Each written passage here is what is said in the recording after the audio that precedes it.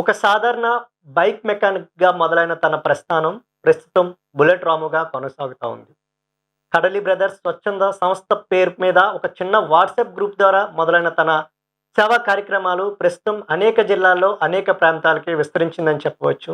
Corona వంటి విపత్కర పరిస్థితుల్లో అందరూ ప్రాణ భయంతో ఇంటికే పరిమితమైతే, ఆయన మాత్రం 40 రోజులు నిర్విరామంగా పేద ప్రజల కోసం పనిచేశారని చెప్పవచ్చు. నిరుపేదలకు ఆహారం అందించారు. కరోనాలో కూడా అనేక సేవా కార్యక్రమాలకు నిదర్శనంగా ఆయనకి అనేక అవార్డులతో సత్కరించారు. ఆయనే కడలి జానకి శ్రీరామచంద్రమూర్తి అలియాస్ బుల్లెట్ రాము. ఈ వారం ఎన్‌కౌంటర్ విత్ కిట్టు కార్యక్రమానికి ముఖ్య అతిథి బుల్లెట్ రాము. ఆయనతో మాట్లాడే ప్రయత్నం చేద్దాం. నమస్కారం రాము గారు. నమస్తే అండి. ఎలా ఉన్నారు? బాగున్నాను సార్. సార్ చెప్పండి, అసలు కడలి జానకి శ్రీరామచంద్రమూర్తి ఈ పేరు పెట్టడానికి గల కారణం? మా అమ్మ నాన్నగారు పెట్టిన పేరండి అది. అది కొనసాగుతుంది. కానీ ఇప్పుడు ఏంటంటే రాజమండ్రి వచ్చేసిన తర్వాత లవ్ మ్యారేజ్ చేసుకుని రాజమండ్రి వచ్చేస్తున్నాను. నా నేటివ్ ప్లేస్ వచ్చేసి అంబాజీపేట మండలం మొక్కామల గ్రామం. యాహ్! అక్కడి నుంచి ఇక్కడ రాజమండ్రి రావడం జరిగింది. రాజమండ్రి చేస్తూ మెకానిక్ చేస్తూ సేవా కార్యక్రమాలు చేయాలి. మేము నిరుపేద కుటుంబమే. యాహ్! నిరుపేద కుటుంబం నేను 10 మందికి సాయం చేయాలని ఆ తపనతో ముందుకు వస్తున్నాను. హ్మ్. అంటే ఏ సంవత్సరంలో మీరు మెకానిక్‌గా మారారు? నేను మారి సుమారు 15 సంవత్సరాల క్రితం మానేశాను. హ్మ్. 15 సంవత్సరాల నుంచి మెకానిక్ చేశాను గానీ తర్వాత మానేశాను. హ్మ్. ఫీల్డ్ మానేసి సేవా కార్యక్రమాలు చేసుకుంటూ నా సొంత బిజినెస్‌లు చేసుకుంటూ సాగలేదు. మీ ఫ్యామిలీ చూసినట్టయితే పెద్ద ఆర్థిక బలం కానీ, అంగబలం గానీ ఏమీ లేదు. ఎటువంటి రాజకీయ కోణం కూడా లేదు. లేదండి. కానీ ఒక సాధారణ మెకానిక్‌గా మొదలైన మీరు ఈరోజు బుల్లెట్ రాముగా ప్రసిద్ధి చెందారు. ఎన్నో సేవా కార్యక్రమాలు చేశారు. ఎందుకొచ్చింది అసలు ఈ థాట్? ఈ సేవా కార్యక్రమాలు చేయాలని థాట్ ఎట్లా వచ్చింది? ఆల్రెడీ మేము నిరుపేద కుటుంబం. యాహ్! మాకులాగా ఉండకూడదు. మనం 10 మందికి సాయం చేయాలి.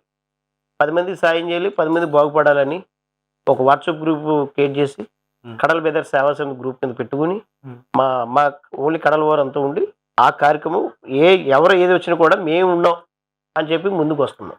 యెస్. అంటే ఆ గ్రూప్‌కి కూడా అనూహ్య స్పందన కూడా వచ్చిందని చెప్తున్నారు. అది ఎంతవరకు కరెక్ట్? గోవాలో కూడా మాకు అవార్డులు ఇచ్చారండి. గోవా రాష్ట్రం హ్మ్. మన కలెక్టర్ గారు కూడా ఇచ్చారు. అనేక అవార్డులు వచ్చినాయి మాకు సంస్థకి. ఎవరికి ఏ ఇబ్బందులు ఉన్నా ఒక ఫోన్ కాల్ చేస్తే ఇమ్మీడియట్‌గా మా తోసిన సాయం చేయడానికి ఇప్పుడే కాదు ఎప్పుడు కూడా ముందుంటాం. కడలి జానకి శ్రీరామచంద్రమూర్తి అనేది మీ తల్లిదండ్రులు పెట్టిన పేరు. పేరు. ఆ తర్వాత మెకానిక్‌గా ఎదిగానని చెప్తున్నారు. కట్ చేస్తే బుల్లెట్ రాము. ఎలా సార్? ఎలా మారింది ఈ పేరు? ఇది బుల్లెట్ రామ్ అనేది నాకు సినిమా ఫీల్డ్‌లో చేస్తూ ఉంటాను. సినిమా ఫీల్డ్‌లో కూడా చేస్తున్నారా? సినిమా ఫీల్డ్‌లో చేస్తూ ఉంటాను. హ్మ్. ఒక హీరో జేడి చక్రవర్తి గారు పెట్టిన పేరు ఇది. బుల్లెట్ మీకు? రాము గారు. జేడి చక్రవర్తి గారు పెట్టారా బుల్లెట్ రాము? అవును. హ్మ్. అంటే షూటింగ్‌లో రాములుండి నలుగురు ముగ్గురు కనపడారు. హ్మ్. దాంట్లో నాది బుల్లెట్ వాడుతూ ఉంటాను. ఇప్పుడు కూడా బుల్లెటే ఉంది. హ్మ్. అప్పుడు హీరో గారు అన్నారంటే మన బుల్లెట్ రాముని అని ఆయన పిలవడం వల్ల ఈ రోజుకి అదే కంటిన్యూ జరుగుతుంది. అది అనుకోకుండా సినిమాల్లోకి వెళ్లారా? కావాలని వెళ్లారా? నన్ను చూసి డైరెక్టర్ గారు పిలిచి నన్ను ఓ సినిమాలో యాడ్ చేయించారు. ఎలా అంటే ఆయనకి మీకు పరిచయం ఎట్లా ఏర్పడింది? పరిచయం కాదు, ఓన్లీ కటౌట్ని చూస్తే అంటే షూటింగ్ అని వెళ్ళారు మీరు? ఆ షూటింగ్ చూడడానికి వెళ్ళాను. ఆ ఫీల్డ్ వాళ్ళందరూ కూడా పక్క వాళ్ళు అందరూ సైడ్లో అందరూ అంటే ఈ ఒక రవిడి వచ్చాడు ఇలా వచ్చాడు ఒక క్యారెక్టర్ అని చెప్పేసి వాళ్ళందరికీ ఆ డైరెక్టర్ గారికి వినపడి ఎవరైనా చూసినప్పుడు బుల్లెట్ రాము గారికి వస్తే అప్పుడు జస్ట్ చిన్న పాత్ర ఇచ్చారు. ఒక పాత్ర యాడ్ చేశాను, బాగుంది, కంటిన్యూ చేస్తున్నాను. అంటే అన్ని సినిమాలు చేయను. ఆ తెలిసిన వ్యక్తులు వస్తేనే డైరెక్టర్లు కానీ నిర్మాతలు ఎవరైనా ఉంటే దాన్ని ముందు సాగుతాను. ఎన్ని మూవీస్ చేశారు సార్ ఇప్పుడు వరకు? నేను సుమారు ఒక 20 సినిమాల దాకా చేస్తాను. 20 సినిమాలు నటించారు? నటించాను. ఓకే. పెద్ద పెద్ద హీరోల దగ్గర కూడా చేశారు? లేదు, ట్రై చేస్తాను ఇంకా. అంటే ఇప్పుడు ట్రైల్స్ ట్రై చేస్తాను. ఏదో తెర మీద కనపడాలని తప్ప ఇదే పని మీద ఏం కాదు. మా ఇంకా ఫైనల్స్ ఫీల్డ్ ఉన్నాయి. ఆ బిజినెస్ చేసుకుంటూ సరదాగా మన ఏరియాకి వస్తే రాజమండ్రి సైడ్ కానీ కోనసీమ సైడ్ కానీ సినిమా షూటింగ్ జరిగితే నన్ను పిలిస్తే నేను వెళ్తూ ఉంటాను. నేను మీ ఇంట్లో చూసినప్పుడు చాలా ప్రెస్టీజియస్ అవార్డ్స్ అయితే మీ గ్యాలరీలో చూసాను. అవునవును. గోవాలో కూడా మీరు అవార్డు తీసుకోవడం కానీ, కలెక్టర్ చేతుల మీదగా అవార్డు తీసుకోవడం కానీ, అంటే ఏ సందర్భంలో వచ్చేసరి అవార్డులండి మీకు? మంచి సేవ కార్యక్రమాలు చేస్తామండి. మేము ఎవరిని ఆశించే వాళ్ళం కాదు. సొంతంగా మాకు తోసిన సాయం ఎవరికైనా సరే చేయడానికి ముందుకు వెళ్తూ ఉంటాం. హాస్పిటల్ మీద కానండి, బ్లడ్ కార్యక్రమం కానండి, మన ఆవులు కానీ ఎవరికైనా పశువులకు కానీ ఆ గడ్డ వేయడం కానీ. కరోనా టైంలో అయితే కడప నుంచి మొదలెట్టా, కర్నూలు నుంచి. అక్కడి నుంచి మొదలెడుతూ మొత్తం రాష్ట్ర వ్యాప్తంగా సుమారు 3 నెలలు మేము డైలీ నిశ్చిదానం పెట్టేవాడు. ఆల్ ఓవర్ స్టేట్ మొత్తం పెట్టాం కరోనా టైంలో. మొత్తం ఒక జిల్లాకు ఒక వ్యాన్ కింద పెట్టి వ్యాన్లన్నీ ఎక్కడెక్కడ మా కుర్రలను పెట్టుకుని డైలీ 300 మంది 400 మంది భోజనాలు పెట్టుకోవాలి. అంటే సొంత నిధులతోనే చేశారు? సొంత నిధులండి, సొంత నిధులు. మా నలుగురే 10 మంది ఉంటాం. మేము కడల బెదర్ సేవా సమితిలో 10 మంది ఉంటాం.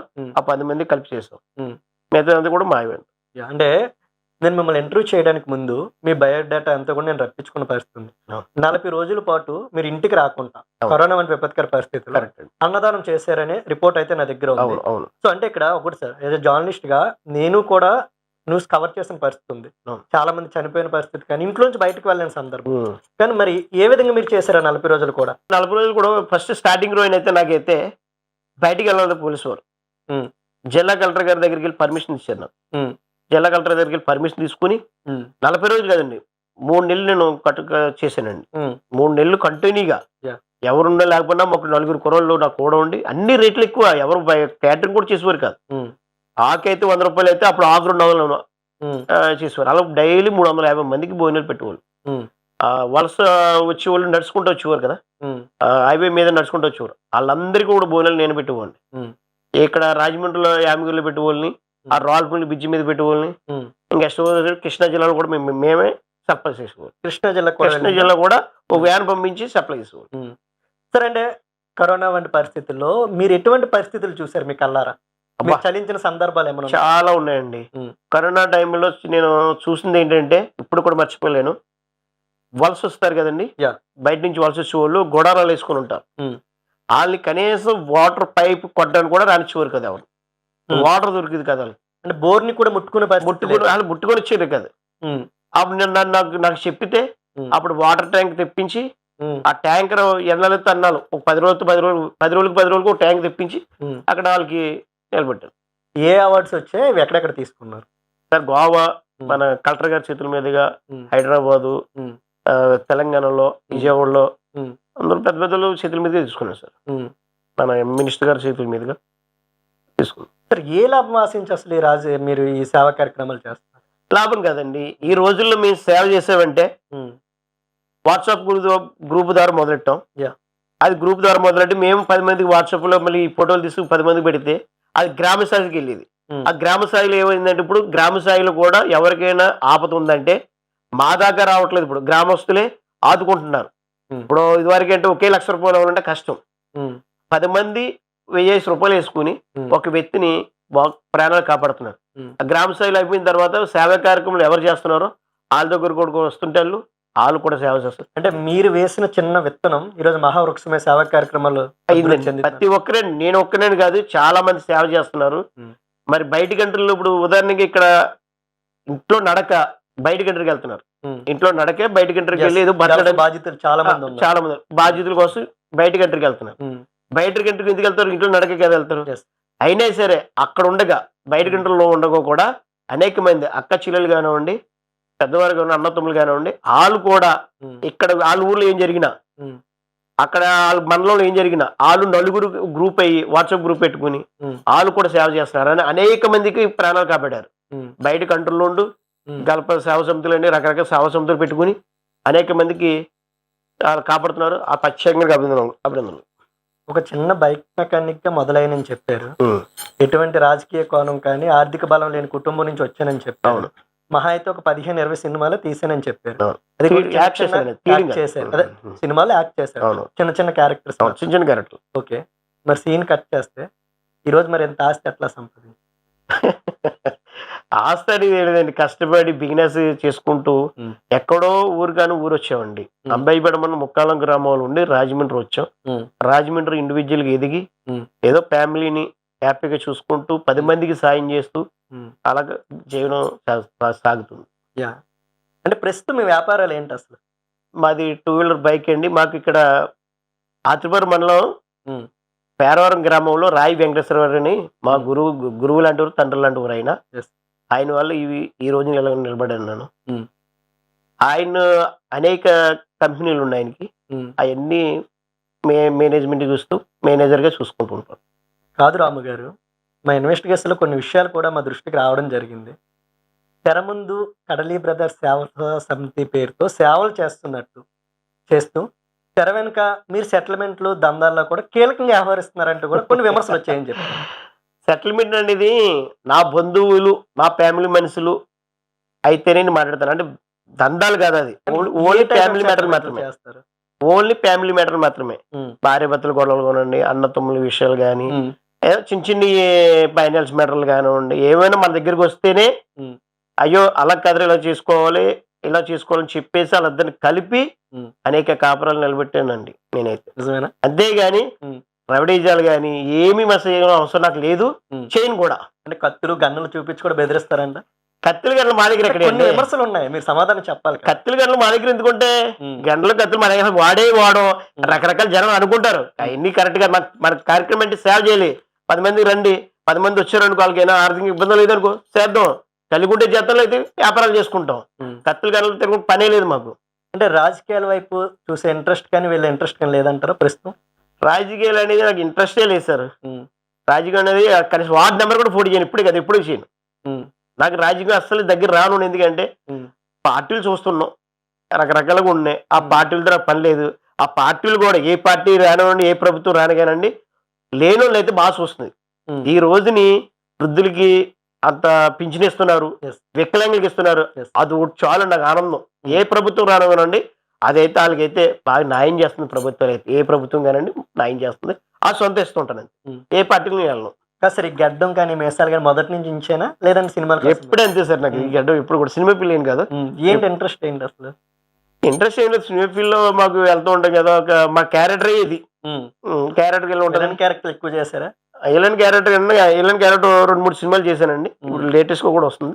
ఆ సినిమాలు కూడా కామెడీ. అయితే నిజ జీవితంలో హీరో, సినిమాలో మాత్రం వెళ్ళనా? లేదు, ఎప్పుడు వెళ్ళండి కదా సార్ మేము. నేను సినిమాల గురించి చూడడానికి అయితే అలా ఉండం కానండి, మాకు అంత మంచి షేడింగ్ ట్రై చేస్తాం. మీ కోనసీమ వచ్చిన వాళ్ళందరూ కోనసీమ వస్తువులు అంటే అంత మంచి చేస్తుంది, అంత గౌరవిస్తాం, అంత మర్యాద కూడా ఉంటుంది మా కోనసీమ జిల్లాలో. ఏంటి సార్ ఆ బొట్టు? అంటే ఇంట్రెస్టా లేదంటే దేవుడి మీద భక్త? నాకు దేవుడి మీద భక్తి అండి. ఏ టెంపుల్కి వెళ్ళినా కూడా, ఏ టెంపుల్కి వెళ్ళినా ఒక తాడు బొట్టు పెట్టుకోవడం ఎప్పటి నుంచి అలవాటు నాకు. కదా మీ ఇంట్లో నేను వచ్చినప్పుడు చూశాను, మీరు కూర్చున్న కుర్చీ కానీ గోడలకు కానీ మీ చేతికి కానీ సింహం బొమ్మలు ఉన్నాయి. అంటే సింహం అంటే ఇంట్రెస్టా లేదంటే మీరు సింహంతో పోల్చుకుంటున్నారు? సింహంతో పోల్చుకోవడం కాదు కదండి. సింహం అంటే నాకు ఎప్పుడు కూడా ఆదర్శం. నాకు అంతే, సింహలాగా బతకాలి. బతికిన 4 రోజులు కూడా సింహలాగా బతకాలి, రాజులాగా బతకాలి, నాది కాన్సెప్ట్. కదా సార్, కొన్నాళ్ళు వైసీపీలో జగన్ గారి వెనకాల కూడా తిరిగారంట కదా పాదయాత్రలో. నాకు దయచేసి ఈ విషయంలో రాజకీయాలు వాడొద్దు. రాజకీయాలకు ఇంట్రెస్ట్ లేదు కూడా, ఏ పార్టీకి సంబంధం లేదు. మేము చేసుకోవాల్సిన సేవ కార్యక్రమం మాత్రమే, అది కొనసాగిస్తాం. మీకు అత్యంత ఆప్తుడు, కోనసీమలో మొదటిసారి ఎమ్మెల్యేగా గెలిచి మంత్రిగా గెలిచారు కదా సుభాష్ గారు, ఏం చెప్తారు మరి ఆయన కోసం? సుభాష్ గారు మంచి వ్యక్తి, మంచి సేవ కార్యక్రమం చేసే వ్యక్తి. అందరూ వాడు సుభాష్ గారు, అందరు వాడు చెప్పడు, చేసిపోతాడు. సుభాష్ గారు అనేది చేసుకుంటూ పోతుంటాడు. మీ ఇద్దరి మధ్య ఉన్న సాన్నిధ్యం ఎలా ఉంటుంది? బాగుంటుందండి, చాలా మంచి వ్యక్తి అయినా. మంత్రి పదవి వచ్చాక కలిసారా?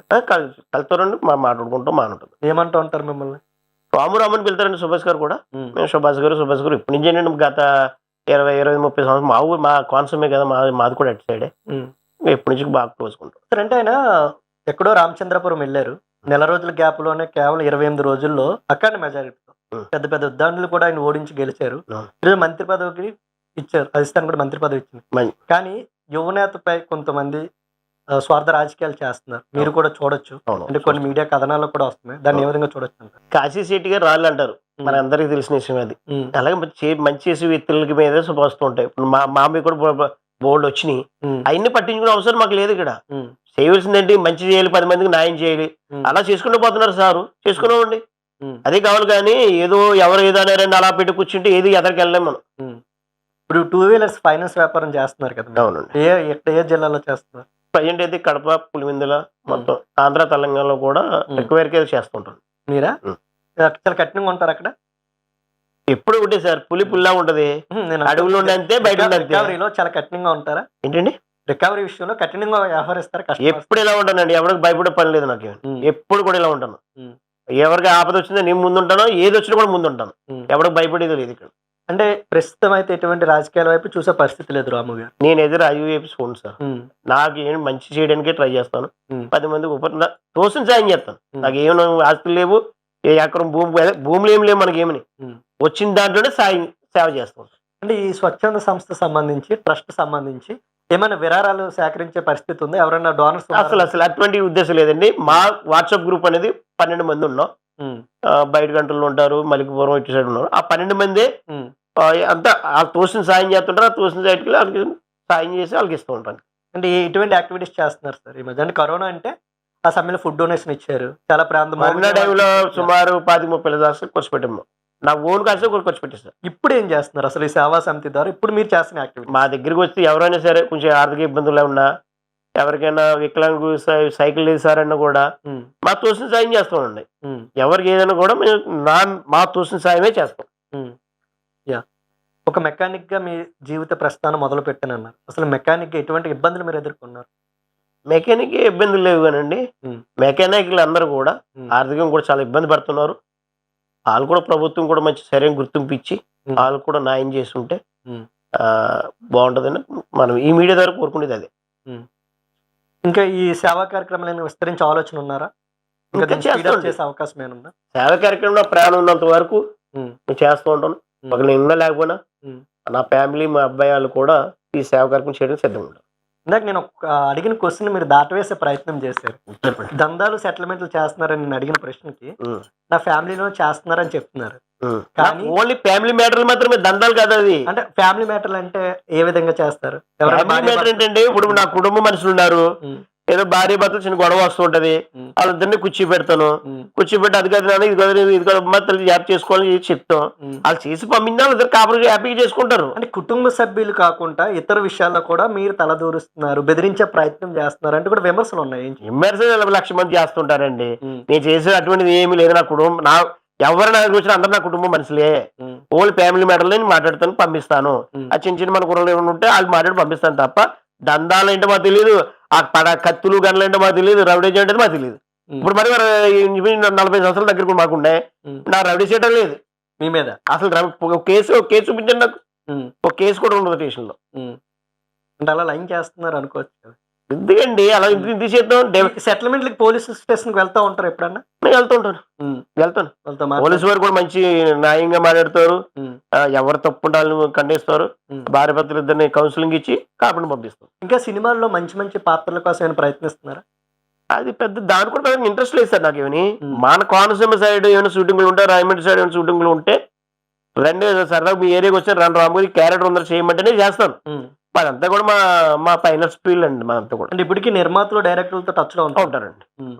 అంటే ఇటువైపు రాజకీయాలపై ఇంట్రెస్ట్ లేదంటున్నారు, సినిమాలపై కూడా పెద్దగా ఇంట్రెస్ట్ లేదంటున్నారు. అవునండి. ఒకవైపు ఫైనాన్స్ వ్యాపారం చేస్తున్నారు, ఒకవైపు సేవా కార్యక్రమం. ప్రధాన మోటో ఏంటి జీవితంలో? ఇంకా మీరు సాధించవలసింది ఏంటి? నాకు సంపాదించడం నాకు ఆశ ఏం లేదు. నాకు సంపాదించడం ఆశ లేదు.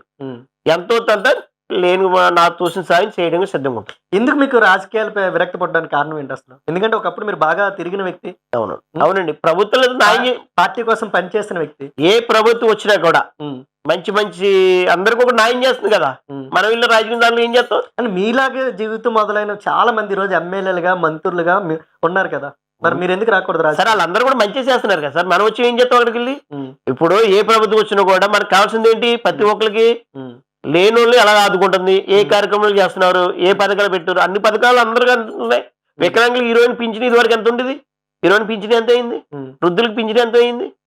అది చాలు మనకి కళ్ళారా చూస్తున్నాం కదా. ఏ ప్రభుత్వం వచ్చి కూడా మంచి జరుగుతుంది కదా. అంటే డబ్బుతో సేవా కార్యక్రమాలు చేయడం వేరు, అధికారంతో సేవా కార్యక్రమాలు చేయడం వేరు.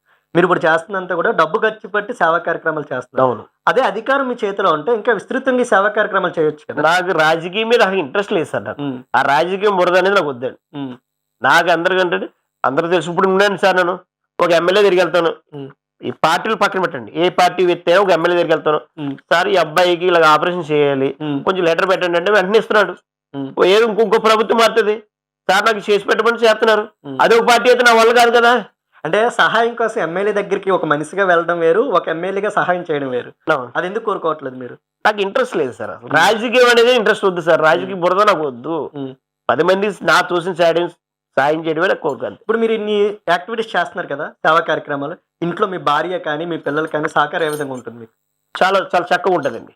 మా భార్య కరోనా టైంలో మీరు వెళ్ళండి, వాళ్ళందరికీ సాయం చేయండి, మీరు వెళ్ళండి అని కూడా చాలా సపోర్ట్ చేసింది నా భార్య. నా కుర్రోడు సపోర్ట్ చేశారు, నా ఫ్యామిలీ సపోర్ట్ చేశారు, మా అత్త తరపున వాళ్ళు కూడా వాళ్ళ ఫ్యామిలీ అందరూ కూడా సపోర్ట్ చేశారు, బాగా సపోర్ట్ చేశారు నాకు. సార్ చాలా ఇప్పుడు యువత చూసినట్టయితే చాలా వరకు కూడా అన్ఎంప్లాయ్మెంట్ ఎక్కువగా ఉంది. అటువంటి యూత్ కి మీరు ఇచ్చే సందేశం ఏంటి సార్? ఎందుకంటే ఒక యువకుడుగానే మీరు మీ జీవిత ప్రస్థానం మొదలుపెట్టారు. ఈరోజు ఒక మంచి స్థాయిలో ఉన్నారు. ఎంతో మందికి ఉపాధి కల్పిస్తున్న పరిస్థితిలో అటువంటి యువతకి మీరేం చెప్తారు? ఏ యువత అయినా సరే ఫస్ట్ స్టడీ చదువుకోవాలి. హ్మ్. చదువు లేకపోతే ఏ విధంగా మారలేం. హ్మ్. మనం డెవలప్ అవ్వాలన్నా, మన కమ్యూనిటీ డెవలప్ అవ్వాలన్నా, మనం 10 మందికి ఉపకారం చేయాలన్నా హ్మ్. చదువు అనేది చాలా ఇంపార్టెంట్. హ్మ్. ఏ కుర్రోడు కూడా చదువు మీద ఇంట్రెస్ట్ పెడుతుంటే మనం డెవలప్ అవ్వగలం. హ్మ్. ఇప్పుడు ఏదో ఒక ఇంజినీర్ చదివాడు అనుకో, ఓ 30,000 40,000 సాలరీ వస్తది. ఆళ్ళ ఫ్యామిలీ నలుగురు బతకొచ్చు. హ్మ్. అది చదువు లేకపోతే అడుగు కూడా ఎయలేం. హ్మ్. ఆడు ఇంకా చదువుంటే ఇంకా నలుగురిని తీసుకెళ్ళి ఇంకో నలుగురిని జాయిన్ చేస్తాడు. హ్మ్. అలా డెవలప్ అవ్వాలంటే మెయిన్ స్టడీ. హ్మ్. చదువుకోవాలి. ప్రతి కుర్రోడు కూడా హ్మ్. చదువుకొని మంచి బుద్ధిలో తల్లిదండ్రులను చూసుకుంటూ, అక్కాచెల్లెల్ని చూసుకుంటూ ఆనందంగా గడపాలని భగవంతుని కోరుకుంటా. మీకు అత్యంత సన్నిహితుడైన ప్రస్తుతం మంత్రి సుభాష్ గారు 2 సంవత్సరాల క్రితం ఎస్ఈఎఫ్ అనేది ఒకటి స్థాపించడం జరిగింది. అవును. మంచి టెక్నాలజీ మంచి యాక్షన్ ఫోర్స్ అని. మంచి పని. ఆయన ఇటీవల కూడా ₹1,00,00,000 తన సొంత నిధులు కూడా దానికి కేటాయిస్తానని చెప్పారు. అవునండి. సో, మీరు కూడా అనేక సేవా కార్యక్రమాలు చేస్తా అవును. ఉన్నారు. మరి ఆ ఎస్ఈఎఫ్ కోసం మీరు మీ సపోర్ట్ ఏ విధంగా ఉంటుంది ఎస్ఈఎఫ్? ఎప్పుడు ఉంటది సార్. హ్మ్. మేము సపోర్ట్ కాదు, సుభాష్ గారు మాకు సపోర్ట్ చేస్తారు. హ్మ్. మా సపోర్ట్ సుభాష్ గారికి అవసరం లేదు కదండీ. హ్మ్. సుభాష్ గారు మా ఇంటోళ్ళని ఎంతో మంది ఆదుకుంటున్నారు. హ్మ్. ఎంతో మందికి ఆదర్శంగా నిలబడుతున్నారు. అంటే ఆయన మొన్న స్టేజ్‌పై కూడా ఒక పిలుపు ఇచ్చిన పరిస్థితి. అవును, ఇచ్చారండి. ఎస్ఈఎఫ్‌కి మీ అందరి సహకారం కావాలి. ఇందులో విద్యావేత్తలు, రాజకీయవేత్తలు, వ్యాపారవేత్తలు ఉన్నారు. అందరూ సహకరిస్తే లక్షలాది మంది ఎస్ఈఎఫ్ సభ్యులకి ఉన్నత స్థాయిలో నిలబెట్టవచ్చు అని చెప్పారు గదా! హ్మ్. దానికోసం మీరేం సపోర్ట్? మేము ఎప్పుడు సపోర్ట్ చేస్తాం సుభాష్ గారికి. ఇప్పుడే కాదు, ఎప్పుడు హ్మ్. సపోర్ట్ చేస్తాం. హ్మ్. సరే అండి, ప్రస్తుతం రాజకీయాల్లో దూరంగా ఉంటానంటున్నారు. రాజకీయం నాకు ఇంట్రెస్ట్ లేదు.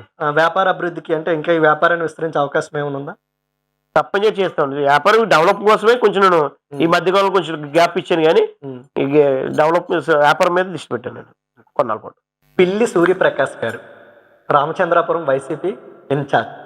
వాసంశెట్టి సుభాష్ రామచంద్రాపురం ఎమ్మెల్యే, కార్మిక శాఖ మంత్రి. అవును. ఇద్దరు కూడా మీ సామాజిక వర్గానికి చెందిన వ్యక్తులు. అవునండి. మీ ఇంట్లో మీరు ఇద్దరితో కలిపి తీసుకున్న ఫోటోలు కూడా ఉన్నాయి. అవును. అంటే చాలా వరకు కూడా. అవును. మరి ఈ రోజు వాళ్ళిద్దరు బద్ధ శత్రువుల్లా తయారయ్యారు. అంటే పచ్చగడ్డి వేస్తే బగ్గుమంటుంది. ఎందుకంటే పార్టీల పరంగా చూడొచ్చు. ఎందుకంటే వ్యక్తిగతంగా ఏమీ లేకపోయినప్పటికి కూడా ఈయన టీడీపీలో ఉన్నారు, ఆయన వైసీపీలో ఉన్నారు. ఒకరిపై ఒకరు విమర్శలు చేసుకుంటున్నారు. మరి మీరిద్దరితో సన్నిహితంగా ఉంటారు గదా! ఎవరికి ఎక్కువ ప్రాధాన్యత ఇస్తారు? విమర్శ ఏంటండి, నాకు ఉదాహరణ చెప్తున్నాను. మనకు 2 కళ్ళు. యెస్. 2 కళ్ళు కమ్యూనిటీ పరంగా 2 కళ్ళు మేము పొడుచుకోలేం. హ్మ్. ఇద్దరికి కావాల్సిన వ్యక్తులే. యెస్. అంటే రాజకీయంగా విమర్శ అనేది అందరికీ కామనే ఇది. హ్మ్. అంతేగాని మేము ఎప్పుడు కూడా ఆళ్ళిద్దరూ కూడా బాగానే ఉంటారు. ఇద్దరికి కూడా కావాల్సిన వ్యక్తులు మాకు. హ్మ్. ఈ 2 కళ్ళు అయితే మేము పొడుచుకోలేం. ఇద్దరికి కావాల్సిన వ్యక్తులే. హ్మ్. అంటే ఇద్దరి కోసం ఫైట్ చేస్తారా? ఇద్దరికి కావాల్సిన వ్యక్తులే. ఇద్దరిలో ఒకళ్ళని తేల్చుకోవాల్సొస్తే ఏం చేస్తారు సార్? ఇద్దరిలో ఎలా తెలుసుకోవడం, నాకు ఒకటే చెప్పాను, మా కమ్యూనిటీ పరంగా ఇద్దరు బాగుండాలనుకుంటాం. ఎవరైనా ఇంకా ముందుకు వస్తుంటే ఇంకా బాగుండాలనుకుంటాం. కమ్యూనిటీ పరంగా అయితే. హ్మ్. ఇక్కడ కమ్యూనిటీ కాదు, మాకు చేయవలసింది ఏంటంటే అన్ని కమ్యూనిటీలు బాగుండాలి. 10 మందికి న్యాయం చేయాలి. ఎవరు ఏ కమ్యూనిటీలో వచ్చినా న్యాయం చేయడమే మా సేవా కార్యక్రమం. రైట్. అంటే ఒక పార్టీ కోసం మీరు తెర వెనక చాలా కష్టపడ్డారు. అవును. కానీ ఈరోజు చాలా సైలెంట్‌గా ఉన్నారు. రాజకీయాలకు దూరంగా ఉంటానంటూ ట్రూత్ న్యూస్ ఇంటర్వ్యూలో చెప్తున్నారు. కానీ మీ గ్రామస్తుల నుంచి కానీ, మీ సన్నిహితుల నుంచి కానీ ప్రెషర్ వచ్చి మీరు ఖచ్చితంగా కంటెస్ట్ చేయాలి అని ప్రెషర్ వచ్చినా, లేదంటే ఏదైనా ఒక రాజకీయ పార్టీ మీరు చేస్తున్న సేవలు గుర్తించి ఏదైనా నామినేటెడ్ పోస్ట్ ఇచ్చినా వెళ్తారా? ఉండిపోతారా? నాకు మా ముక్కాల గ్రామం అనేది చాలా మంచి గ్రామం ఉండేది. యెస్. ఎప్పటికైనా సేవ చేయాలని నాకు ఇప్పటి నుంచి కోరిక ఉంది. హ్మ్. ఏమో భగవంతుడు ఏమైనా ఇప్పుడైనా ఆశిస్తే హ్మ్. ట్రై చేద్దామండి. హ్మ్. ఇక ఫైనల్‌గా మీరు చేస్తున్న సేవా కార్యక్రమాల గురించి కానివచ్చు, మీకు అండగా నిలబడుతున్న వాలంటీర్స్ గురించి కానివచ్చు, అవును. ట్రూత్ న్యూస్ ఛానల్ ద్వారా ఏం చెప్తారు? చెప్పాను కదా ఇందాక ఒకసారి చెప్పాను. మీకు ఏంటంటే ఎవరైనా సరే స్టడీ పరంగా బాగుండాలి. 10 మందికి ఉపయోగపడాలి. మంచి నడవడికలు నడవాలి తప్ప చెడ్డ నడవడికలు నడవకూడదు. మత్తు పదార్థాలకు అలవాటు అవ్వకుండా మంచి మార్గాలు నడిచి తల్లిదండ్రుల మాట విని భవిష్యత్తులో ఎదరగా రావాలని ఈ మీడియా ద్వారా వాళ్ళు కోరుకునేది అదొకటే. ఫైనల్‌గా మీరు వాడే కత్తి ఒకసారి చూపిస్తారా? ఊరికాడ ఒక కత్తిలాడాడు బాబు, కత్తిలు అంటారు. మాకు కత్తి అనేది తెలీదు. హ్మ్. కత్తిలంటే మా దశమి కత్తులు ఇక్కడ ఉండవు. హ్మ్. ఆ దశమి రోజుని పూజలు చేస్తాం. అప్పుడు ఎక్కడ చేస్తాం తప్ప ఇప్పుడు ఉంటుంది. వెనకాల మా శ్రీరంపురంలో బాగా చేస్తామండి దశమికి. హ్మ్. ఎక్సలెంట్ చెప్తాం, రండి అప్పుడు చూపిస్తాం మా దగ్గర కత్తులు దశమి. ఇంట్లో కానీ మేము వెనకాల కానీ ఏముంటావా? మా దగ్గర ఎందుకుంటాయండి, దశమి పూజ చేసిన మాత్రమే తీస్తారు అయ్యి. అంటే సెటిల్మెంట్ దందాలు కత్తులు వాడరు అయితే. కత్తులు మా దగ్గర ఎక్కడండి, కత్తులని మనిషి మేముంటాం, మీ కత్తులతో మా పని ఏంటండి? థ్యాంక్ యూ రాము గారు. వస్తాయండి. ఇది ఈ వారం ఎన్కౌంటర్ విత్ కిట్టు కార్యక్రమం. వచ్చే వారం మరో ముఖ్య అతిథితో మీ ముందుకు వస్తాం. Until then stay tune to Truth News. Thank you.